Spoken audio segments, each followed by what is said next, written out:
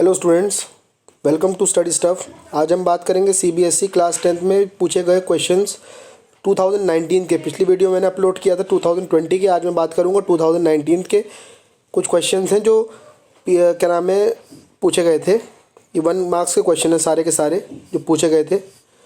ठीक है, तो चलिए शुरू करते हैं। पहले क्वेश्चन से लिखा है, इसमें एलसीएम एक का एलसीएम दे रखा है। एलसीएम पूछा जा रहा है। एचसीएफ और एलसीएम दो नंबर्स हैं, उसमें एचसीएफ दे रखा है 2 नंबर का और एलसीएम आपको निकालना है।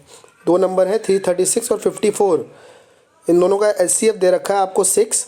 लिखा है HCF of 336 and 54 is equal to 6। Find LCM of 336 and 54। तो नंबर है आपके का एचसीएफ, आपको क्वेश्चन नंबर 1 जो है इसका एचसीएफ है किसका 336 और 54 का एचसीएफ है आपका दे रखा है आपको 6। आपको इसका एचसीएफ 6 दे रखा है।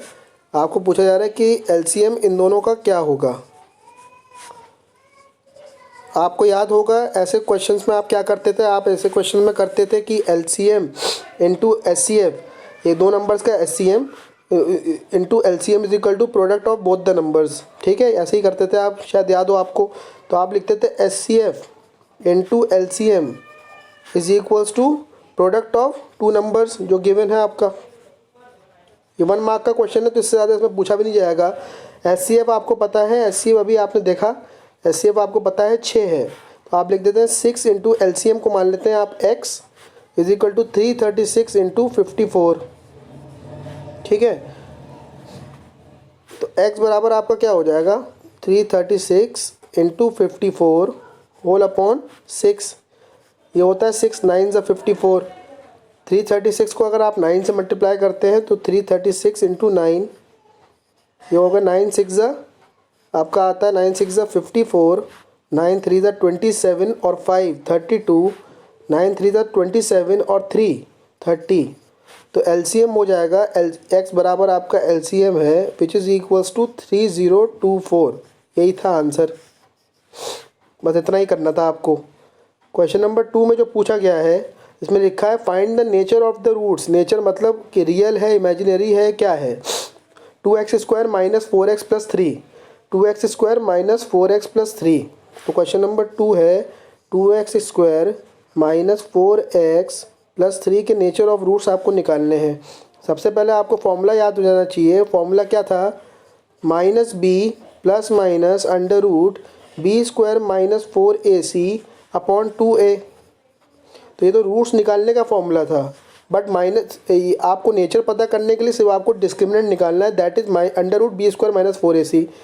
तो आप अगर इस इक्वेशन को मैं दोबारा लिखता हूँ 2x² माइनस 4x प्लस 3।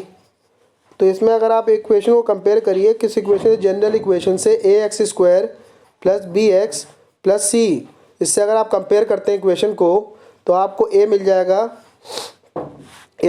आपका 2, b मिल जाएगा आपका 4 और b मिल जाएगा आपका -4, क्योंकि ये प्लस है तो ये माइनस हो जाएगा।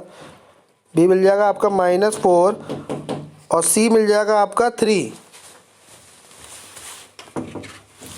इसके बाद क्या करना है आपको, फॉर्मूला लगाना है। फॉर्मूला कैसे लगाएंगे देखिए, इसमें आपको b की वैल्यू पता चल गई, a की वैल्यू पता चल गई, c की वैल्यू पता चल गई। तो ये डिस्क्रिमिनेंट निकालने का तरीका है under root b² minus 4ac। तो b² लगा दीजिए formula is equals to under root b² minus 4 का स्क्वायर आप करना पड़ेगा, -4 का स्क्वायर माइनस 4 इंटू 2 इंटू 3। तो व्हाट इज -4 का स्क्वायर, -4 का स्क्वायर हो जाएगा 16, माइनस माइनस कैंसिल हो जाएगा, 4 2 ज़ा 8 3 ज़ा 24। ठीक है, तो ये हो जाएगा under root of 16 minus 24 which is equals to under root of -8। तो ये जो रूट होगा that will be not real, है ना, it will be not real roots. Not real मतलब इमेजिनरी रूट्स। इसके रूट्स रियल नहीं होंगे, इसके रूट्स क्या होंगे, इमेजिनरी रूट्स। तो इसका जो रूट पॉसिबल ही नहीं है, रूट पॉसिबल होगा तो इमेजिनरी में आएगा, सही बात है। तो answer will be imaginary roots, no real roots are possible.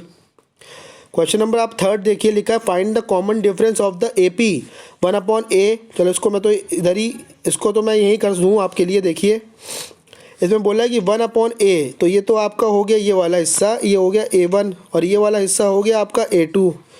आपको पता है what is common difference, common difference d is given by a2 minus a1। तो आप इसको भी ले सकते हैं, इसको भी ले सकते हैं, तो किसी को भी ले सकते हैं। इसको लेंगे तो ये हो जाएगा, इससे माइनस करना पड़ेगा, तो ये हो जाएगा 3 माइनस a/3a माइनस 1/a। ये हो जाएगा 3 माइनस a, एलसीएम लेने के बाद 3 माइनस a/3a पूरा हो जाएगा, और ये -3, तो 3 से 3 कट गया तो माइनस a/3a हो जाएगा, और a से a कट गया तो -1/3 इज़ द कॉमन डिफरेंस। तो इसका आंसर हो जाएगा -1/3। अगला क्वेश्चन है क्वेश्चन नंबर 4। क्वेश्चन नंबर 4 में बोल रहा है कि sign square 60 plus 2 tan 45 degree minus cos square 30 की वैल्यू क्या होगी। तो इसके लिए आपको वैल्यू सबकी पता होनी चाहिए। What is the value of sine 60? Sine 60 is √3/2।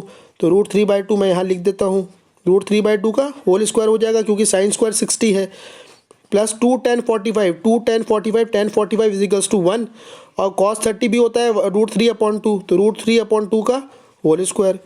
तो इसको सॉल्व करने की भी ज़रूरत नहीं है, इससे ये कट गया, तो आंसर आपका सिंपली आ गया 2। तो इसका आंसर 2 है। अब इसमें क्वेश्चन नंबर लास्ट जो उसका बोला है और के ऑप्शन में जो दे रखा है कि साइन a बराबर 3/4, calculate the value of sec a। तो आपका साइन a बराबर जो है क्वेश्चन नंबर 4 का सेकंड पार्ट जो है आपका, वो ये है कि साइन a बराबर 3/4, ठीक है। Calculate the value of sec a। सबसे पहली चीज़, व्हाट इज साइन?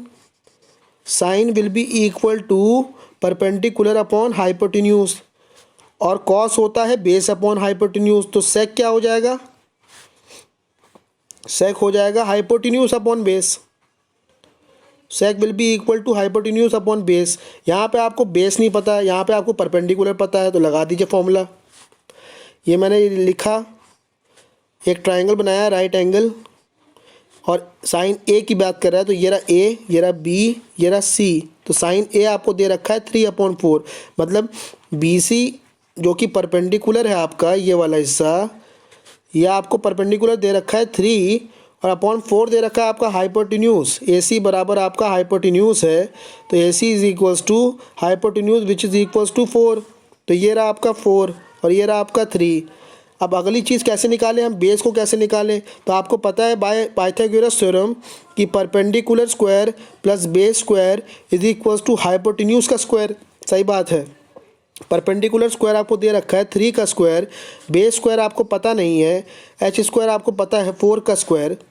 आगे आप बढ़ेंगे तो बेस स्क्वायर बराबर आपका हो जाएगा 4 square which is 16 minus 3 square which is 9, तो यह आ गया आपका 7। तो आपका बेस स्क्वायर तो 7 आ गया, तो बेस बराबर क्या हो जाएगा? √7। और आपका सेक मैंने अभी आपको बताया व्हाट इज सेक। तो सेक ए जो हो जाएगा आपका, that will B hypotenuse upon base. What is hypotenuse? Hypotenuse is 4 और अपॉन बेस इज √7। अगर मैं इसको सिंप्लीफाई भी करना चाहूँ तो सिंप्लीफाई करने का तरीका है 4/√7, ऊपर नीचे √7 से मल्टीप्लाई कर दीजिए। कॉम्पोनेंटो डिविडेंडो शायद आपको याद हो, 4/7/7 इज़ द आंसर, और यू कैन सिंपली से 4/√7 इज़ द आंसर। तो ये थे कुछ क्वेश्चन CBSE 2019 में पूछे गए हुए क्वेश्चंस। आशा करता हूँ वीडियो आपको यहाँ तक समझ में आया होगा। अगर समझ में आया है तो प्लीज़ लाइक करिए, चैनल को सब्सक्राइब करिए और कमेंट करिए, और कोई डाउट हो तो प्लीज़ कमेंट सेक्शन में ज़रूर बताएं। Till then good bye, take care, thank you.